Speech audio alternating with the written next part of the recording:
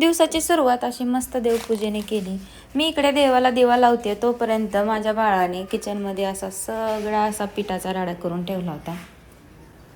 Kitchen आवरून घेतलं, स्वच्छ केलं सगळं आणि परत मला दारापुढे रांगोळी काढायची होती। मी दारापुढे रांगोळी काढते आणि नंतर उंबऱ्यावर पण अशी छोटीशी रांगोळी काढून घेते, त्या म्हणजे उंबऱ्याची पूजा केल्यासारखी होते। हळदीचं लेपन ना मी गुरुवारी किंवा शुक्रवारीच करते। एरवी मी हळदीचं लेपन करत नाही। स्वच्छ उंबरा धुते आणि मग त्याच्यावरती अशी रांगोळी काढते, शुभचिन्ह काढते, छोटेसे असं फूल वगैरे काहीतरी काढते।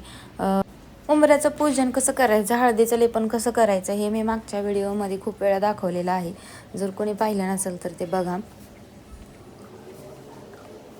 मला अशी छोटीशी उंबऱ्यावरती रांगोळी काढली ना तर खूप छान वाटतं, बघणाऱ्याला पण आपलं दार बघताना पण खूप सुंदर वाटतं। आता पांढऱ्या रांगोळीने रांगोळी काढली त्याच्यामुळे मी हळदी कुंकू पण वाहून घेते। अशी मनासारखी पूजा झाली ना की दिवस एकदम प्रसन्न आणि छान जातो। मला ना आज मी ज्या ऑनलाईन कुंड्या मागवल्या होत्या त्याच्यामध्ये झाडं लावून घ्यायची होती। माझं आवाकाडोचं झाड बघा किती सुंदर उमलून आलेलं आहे। याचा डिटेल ब्लॉग मी मोठा बनवला आहे, नक्कीच चेकआउट करा। त्याच्यानंतर माझ्याकडे जी छोटी छोटी मनी प्लॅन्टची रोपं होते त्यांना पण असे मस्त छान फुटवे फुटले होते, मग त्यांना कट करून घेतले आणि आता या कुंड्यांमध्ये ट्रान्सफर करणारे।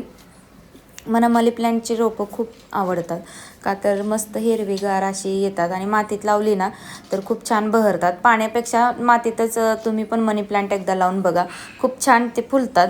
पाणी पण असे मोठे मोठे येतात त्याला पानं, त्याच्यामुळे खूप छान वाटते। मला ना लहानपणापासूनच अशी वेगवेगळी झाडं लावायला, वेगवेगळ्या बियांपासून रोपं तयार करायला लहानपणापासूनच आवडतं। तुम्हाला अशी झाडं लावायला आवडतात का, मला नक्कीच कमेंट करून सांगा। चला तर मग व्हिडिओला इथेच एंड करते। व्हिडिओ आवडला असेल तर लाईक, शेअर आणि कमेंट नक्कीच करा आणि चॅनलला सबस्क्राईब करायला विसरू नका। भेटूया नेक्स्ट व्हिडिओमध्ये। Bye bye.